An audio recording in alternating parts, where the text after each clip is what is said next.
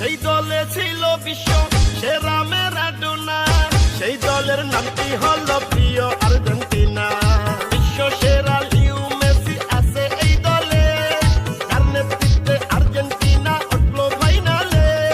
সারা বিশ্বের ফুটবল প্রেমিক একই সুরে কয়, আর্জেন্টিনার জয় হবে, আর্জেন্টিনার জয়।